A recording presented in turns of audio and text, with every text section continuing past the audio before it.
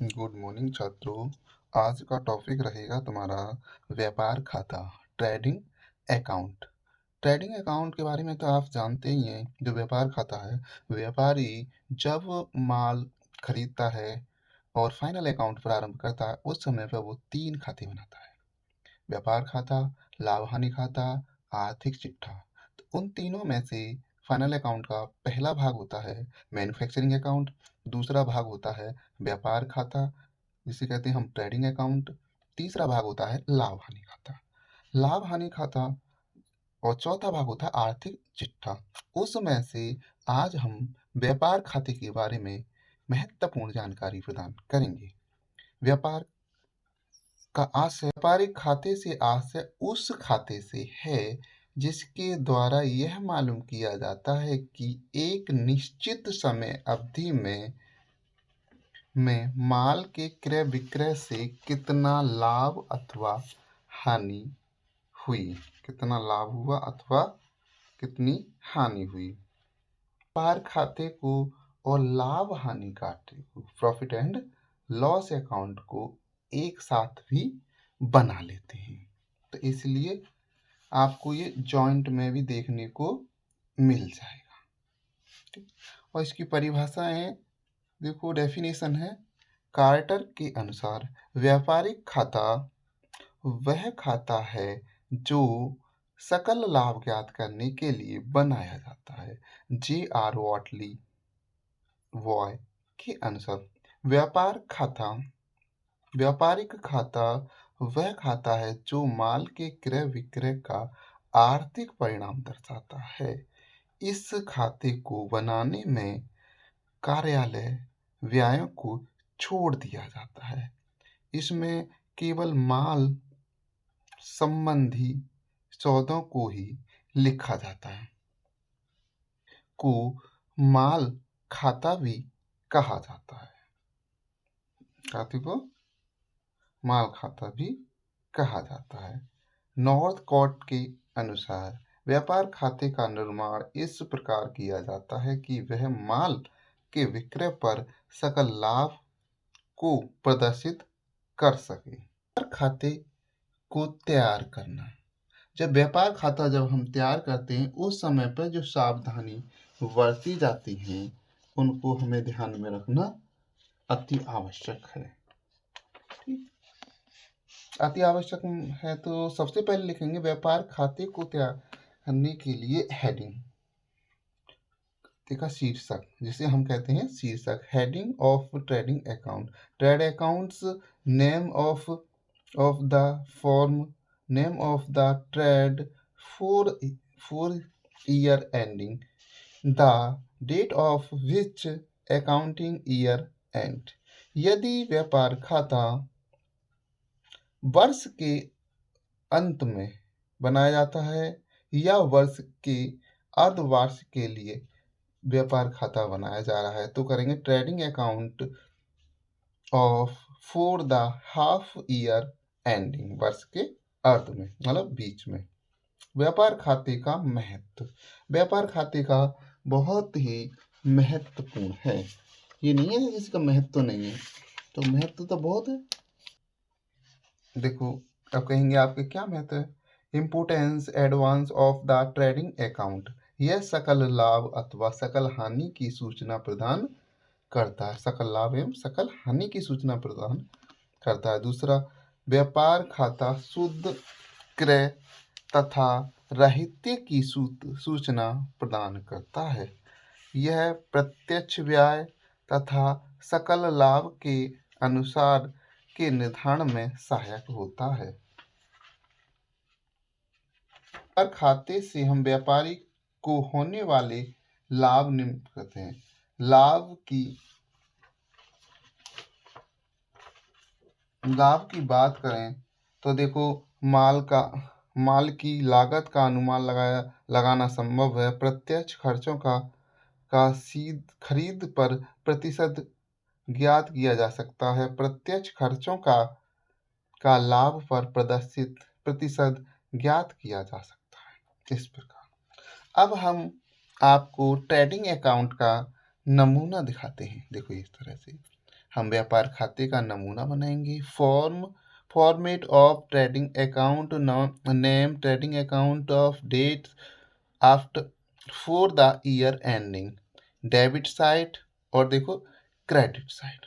एक साइड में डेबिट है, एक साइड में क्रेडिट है। तो इनको भी हम ध्यान में, और क्रेडिट और डेबिट, इस बात का भी विशेष ध्यान रखना होता है, व्यापार खाते में टू और बाई का भी प्रयोग किया जाता है। टू और बाई का भी प्रयोग किया जाता है। ये नहीं इनका प्रयोग नहीं किया जाता, इनका भी प्रयोग हम करते हैं।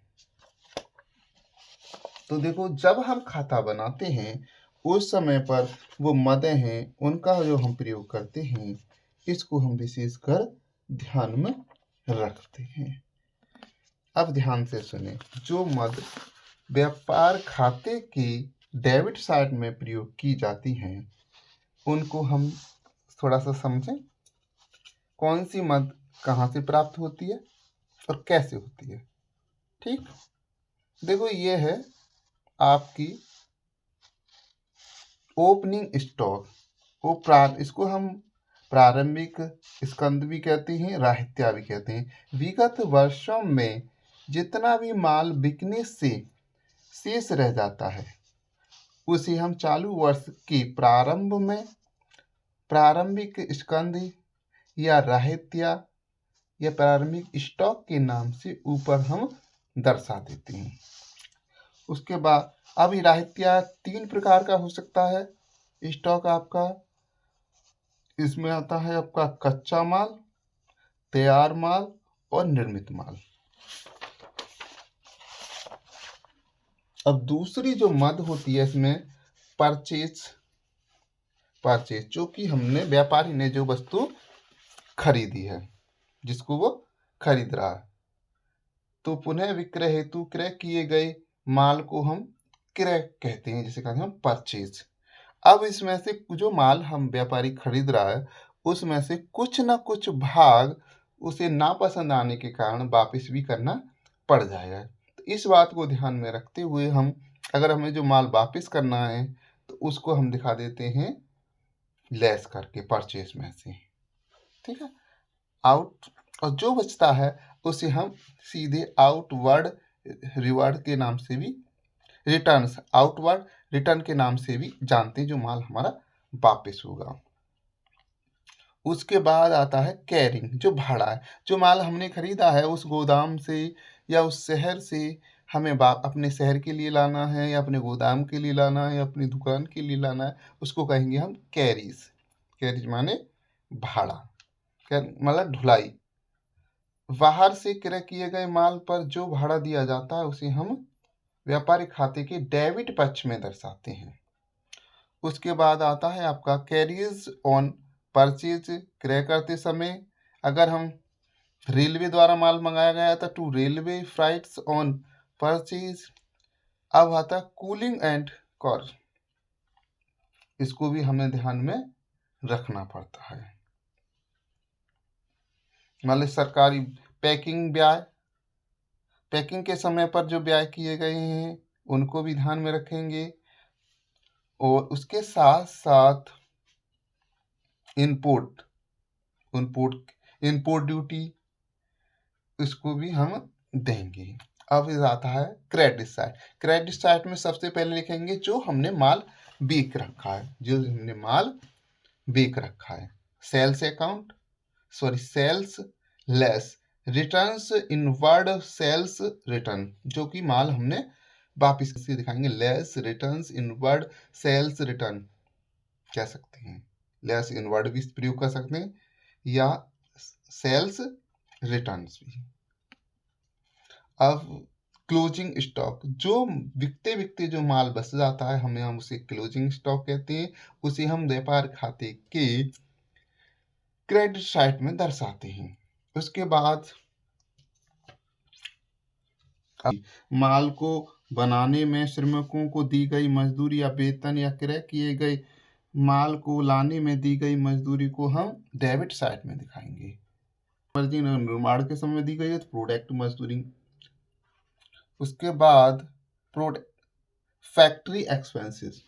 फैक्ट्री एक्सपेंसेस में देखो कई चीज आती है, कारखाने का किराया आता है, कर एवं दर, फैक्ट्री रेंट भी आएगा, टैक्स एंड रेट आए, कारखाने की रोशनी, इसको भी हम कारखाना व्यय में दर्शाते हैं, कारखाने का बीमा, factory insurance, non product basis, बस उसमें मजदूरी कराई है, उसको भी हम दर्शाते हैं। उसके बाद आता है टू गैस फ्यूल पावर। ये चीजें हमें फैक्ट्री के नाम से अलग अलग दर्शानी होती हैं। मोटिव पावर है, स्टोव स्टोर्स है, काउंसी कंज्यूम्ड।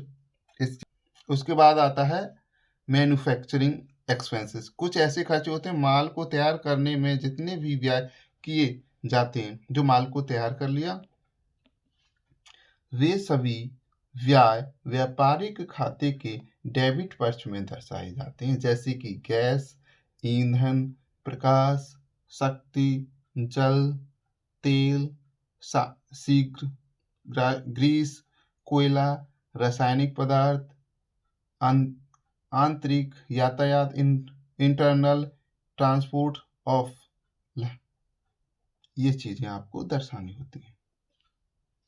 बाद पैकिंग व्यय, जो हमने माल निर्माण किया है उसमें जो पैकिंग के तौर पर हम जो खर्चा करेंगे उनको भी हम इसी में दर्शाते हैं। जो हमारा माल तैयार हो गया, इसे पैकिंग करना है, उससे संबंधित जो खर्चे होंगे पैकिंग व्यय में देखो ये आते हैं तुम्हारे।